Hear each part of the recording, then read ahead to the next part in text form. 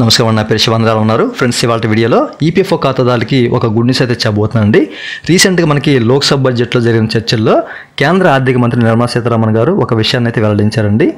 అయితే ఇంతకుముందు మనకి ఈపీఎఫ్ ఖాతాలో ఉద్యోగులు అలాగే యాజమాన్యాల వాటా కలిసి ఆర్థిక సంవత్సరంలో మొత్తంగాను 2,50,000 మించితే దానిపై వచ్చే వడ్డీ మీద ట్యాక్స్ అయితే పడుతుంది. దీని గురించి మనకి 2021, 2022 బడ్జెట్లో అయితే నిర్మలా సీతారామన్ గారు అయితే చెప్పారండి. చాలాసార్లు మనం ఈ విషయాన్ని గురించి అయితే చర్చించుకున్నాము. అయితే ఈ యొక్క 2,50,000 యొక్క లిమిట్ ఏదైతే ఉందో దీన్ని 5 లక్షలుగా పెంచనున్నట్లు లోక్సభ బడ్జెట్లో అయితే నిర్మలా సీతారామన్ గారు అయితే వెల్లడించారండి. ఈ విషయం ఈపీఎఫ్ఓ ఖాతాదారులందరికీ ఒక పెద్ద ఓటునిచ్చే అవకాశం అయితే ఉందన్నమాట. మనకి ఇది ఏప్రిల్ 1వ తారీఖు నుంచి అయితే అమల్లోకి వస్తుంది. ప్రతి ఒక్కళ్ళు గుర్తుపెట్టుకోవాలి, ఓకేనండి. ఎప్పటి నుంచి అంటే ఏప్రిల్ 1వ తారీఖు నుంచి ఈ యొక్క లిమిట్ 2,50,000 లిమిట్ ఏదైతే ఉందో అది 5 లక్షలుగా అయితే పెంచనున్నట్లు సీతారామన్ గారు అయితే వెల్లడించారన్నమాట.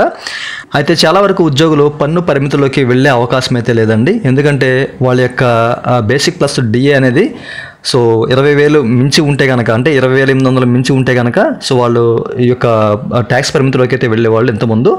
ఇప్పుడు అది దగ్గరగా వచ్చేసరికి 41,000 చిల్లర అయితే ఉంటుందన్నమాట, ఓకేనండి. 41,666 రూపాయలు మించితే కానీ ఇప్పుడు ట్యాక్స్ పరిమితిలోకి అయితే వెళ్ళే అవకాశం అయితే లేదు.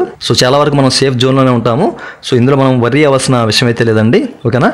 అయితే ఎక్కువ శాలరీ పర్సన్స్ ఎవరైతే ఉన్నారో అట్లాంటి వాళ్ళకి ఇది ఒక పెద్ద ఓటునిచ్చే అవకాశం అయితే ఉందన్నమాట. మనకి ఇది ఏప్రిల్ 1వ తారీఖు నుంచి అయితే అమల్లోకి వస్తుంది, ఓకేనండి. మీకు క్లియర్గా అర్థమైందండి. ఇదండి వాళ్ళ వీడియో. ఈ వీడియో మీకు నచ్చి ఉంటుందని చెప్పేసి అనుకుంటున్నాను. నచ్చితే కనుక ఈ వీడియో కింద లైక్ బటన్ లైక్ చేసి మన ఛానల్ సపోర్ట్ చేయండి. అలాగే ఇలాంటి విషయాలు మీరు మరిన్ని తెలుసుకోండి కనుక ఈ వీడియో కింద రెడ్ కలర్ సబ్స్క్రైబ్ బటన్ ఉంటుంది, దాన్ని ట్యాప్ చేసి పక్కన వచ్చిన బెల్ బటన్ యాక్టివేట్ చేసుకోండి. Thank you for watching and జై హింద్.